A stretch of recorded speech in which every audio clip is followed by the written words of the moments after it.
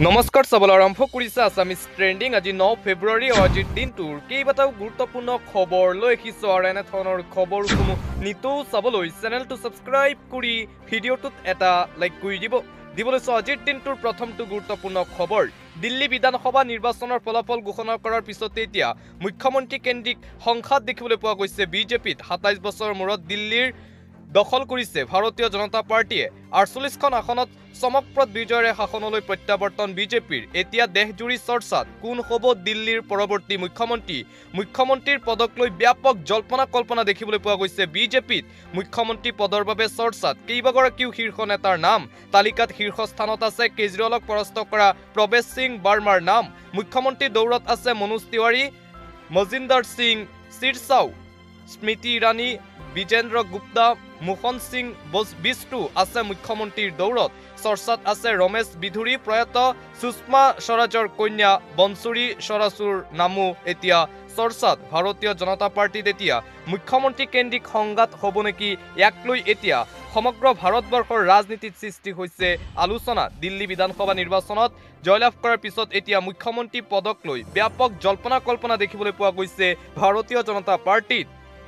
আন এটা breaking news. দিল্লীৰ মুখ্যমন্ত্ৰী আতিশী মাৰ্লেনাৰ পদত্যাগ। ৰাষ্ট্ৰপতিৰ হাতত পদত্যাগ পত্ৰ প্ৰেৰণ কৰিছে দিল্লীৰ মুখ্যমন্ত্ৰী আতিশী মাৰ্লেনাই।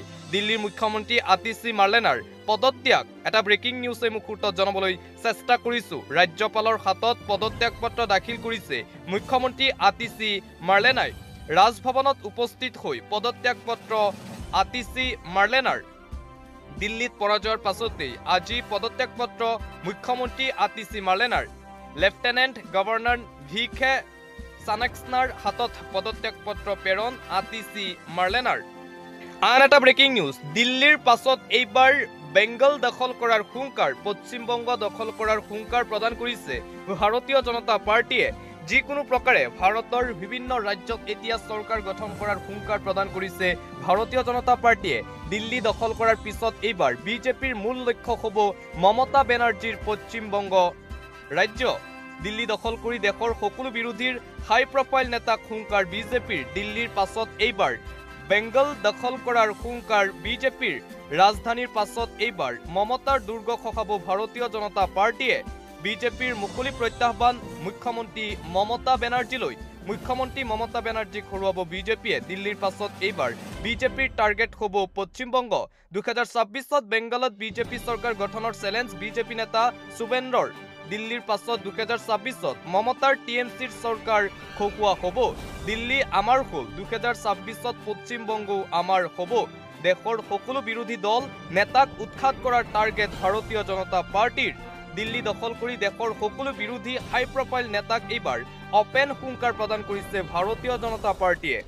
আন এটা গুৰুত্বপূৰ্ণ খবৰ। কংগ্ৰেছ দলক এঘৰীয়া কৰক। বিধায়ক অখিল গগৈৰ এই তাৎপৰ্যপূৰ্ণ মন্তব্য। 2026 চনৰ বিধানসভা নিৰ্বাচনত বিজেপিক অসমৰ পৰা বিদায় দিব নোৱাৰিলে নিজৰ ঘৰতে কোনো নাযাব বিধায়ক অখিল গগৈ। বিধায়ক অখিল গগৈয়ে পুনৰবাৰ অপেন চেলেঞ্জ প্ৰদান কৰিছে হিমন্ত বিশ্ব শৰ্মা আৰু বিজেপিলৈ। আৰু আনপিনে কংগ্ৰেছ দলক লৈ পুনৰ মন্তব্য। অখিলৰ এঘৰীয়া কৰিবলৈ আহ্বান কংগ্ৰেছ দলক। দিল্লীত কংগ্ৰেছৰ বাবেই আপৰ চৰকাৰ ভাঙিল বুলি বিস্ফোৰক মন্তব্য অখিল গগৈৰ। দিল্লীত বিজেপি শাসনলৈ অহাটো বৰ বেয়া কথা হৈছে। মানুহক 2 নম্বৰী কেছ লগোৱা চৰকাৰখনে হৈছে বিজেপি চৰকাৰ। দিল্লীত অসমীয়া মানুহ গ'লেও এতিয়া ভয়ে ভয়ে থাকিব লাগিব। আপ আৰু কংগ্ৰেছে নিজৰ মাজতে কাজিয়া লাগি থাকোঁতেই বিজেপি জিকি গ'ল দিল্লীত। দিল্লীত কংগ্ৰেছেই বিজেপিক জয়ী কৰালে বুলি মন্তব্য বিধায়ক অখিল গগৈৰ। অসমতো কংগ্ৰেছ একলগ নহ'লে 2026 চনত ভাৰতীয় জনতা পাৰ্টি জিকিব। দিল্লী নিৰ্বাচনৰ পিছতে কংগ্ৰেছক এঘৰীয়া কৰিবলৈ আহ্বান বিধায়ক অখিল গগৈৰ। দিল্লীত কংগ্ৰেছৰ বাবে আপৰ চৰকাৰ ভাঙিল বুলি মন্তব্য বিধায়ক অখিল গগৈৰ। আন এটা গুৰুত্বপূৰ্ণ খবৰ। আৰক্ষী নিৰাপত্তাৰক্ষীৰ ভয়াৱহ গুলীয়াগুলী।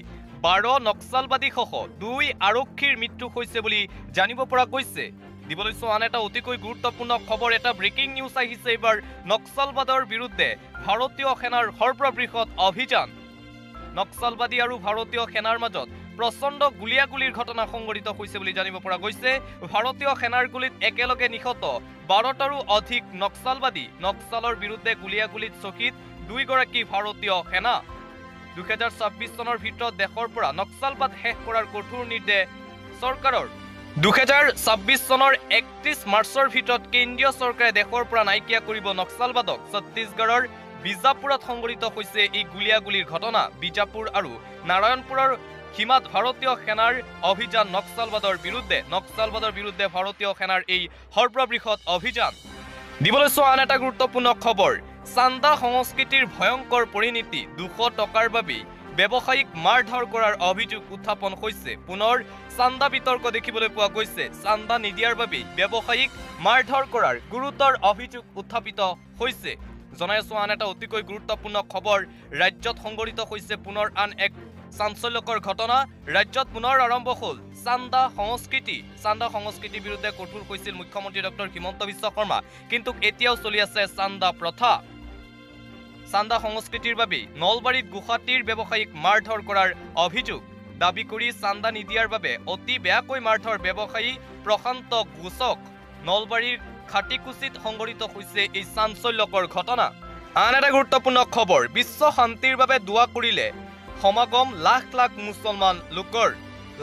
মুছলমান লোক একত্ৰিত হৈ বিশ্ব শান্তিৰ বাবে দোৱা কৰিছে বিশাল ইস্তেমাৰ আয়োজন কৰা হৈছে মুছলমান লোকসকলৰ দ্বাৰা বিশ্ব শান্তিৰ বাবে কৰা হৈছে দোৱা আজিৰে পৰা আৰম্ভ ইছলাম ধৰ্মাৱলম্বী লোকৰ ইস্তেমা তিনিদিনীয়া কাৰ্যসূচীৰে নগাঁৱৰ কচুৱাত অনুষ্ঠিত হৈছে এই ইস্তেমাস্থলীত লাখ লাখ মুছলমান লোকৰ সমাগম ঘটিব শান্তি সম্প্ৰীতি ভাতৃত্ববোধেৰে সমাজ গঢ়ি তোলাৰ প্ৰয়াস মুছলমান সমাজৰ 11 ফেব্ৰুৱাৰীত বিশ্ব শান্তিৰ কামনাৰে দোৱা কৰিব আল্লাহক মুছলমান ৰাইজে আজিৰে পৰা আৰম্ভ হ'ল কচুৱাত ইছলাম ধৰ্মাৱলম্বী লোকসকলৰ ইস্তেমা দিবলৈ এটা গুৰুত্বপূৰ্ণ খবৰ এটা জৰুৰী খবৰ দোকানী ব্যৱসায়ী উদ্যোগীৰ বাবে এই খবৰটো এতিয়াৰে পৰা ঘৰতে বহি লাভ কৰিব ট্ৰেড লাইসেন্স চাওক সহজ প্ৰক্ৰিয়া কিদৰে আপুনি ঘৰতে বহি এতিয়াৰে পৰা পাব ট্ৰেড লাইসেন্স দোকানী যদি আপুনি ব্যৱসায়ী যদি আপুনি তেন্তে আপোনাৰ বাবে এই খবৰ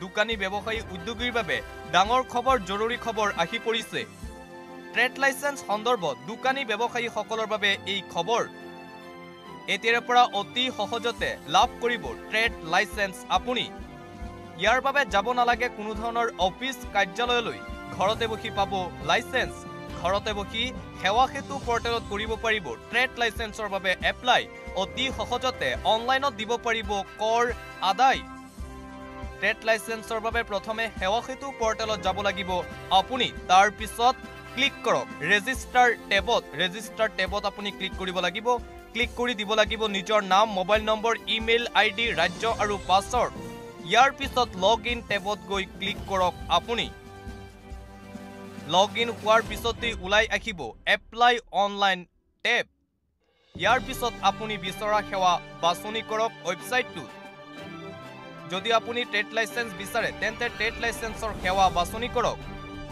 এই বাছনি কৰাৰ পিছতে এখন প্ৰপত্ৰ উলাই আহিব প্ৰয়োজনীয় নথিসহ এই প্ৰপত্ৰখন আপুনি পূৰণ কৰিব লাগিব আপোনাৰ নাম ঠিকনা শুদ্ধভাৱে দাখিল কৰাৰ পিছত আপুনি দিব লাগিব সেৱা মাচুল সফলতাৰে এই কাম হোৱাৰ পিছতে আপুনি লাভ কৰিব একনলেজমেন্ট স্লিপ এছএমএছৰ জৰিয়তে ধন প্ৰাপ্তিৰ মেছেজ লাভ কৰিব আপুনি ইয়াৰ পিছতে আপুনি লাভ কৰিব ট্ৰেড লাইসেন্সক লৈ এই গুৰুত্বপূৰ্ণ খবৰ জাৰি কৰা হৈছে ৰাজ্য চৰকাৰৰ ফালৰ পৰা দোকানী ব্যৱসায়ী সকলৰ বাবে এই খবৰ জাৰি কৰিছে ৰাজ্য চৰকাৰে আন এটা গুৰুত্বপূৰ্ণ খবৰ এটা ব্ৰেকিং নিউজ শিৱসাগৰৰ দিচাংঘাটত অঘটন দলঙৰ পৰা 40 ফুট তলত পৰিল ট্ৰাক ভয়ংকৰ ঘটনা সংঘটিত হৈছে শিৱসাগৰ জিলাত দলঙৰ ওপৰেদি গৈ আছিল ট্ৰাক আৰু বাগৰি 40 ফুট তলত পৰিল এই ট্ৰাকখন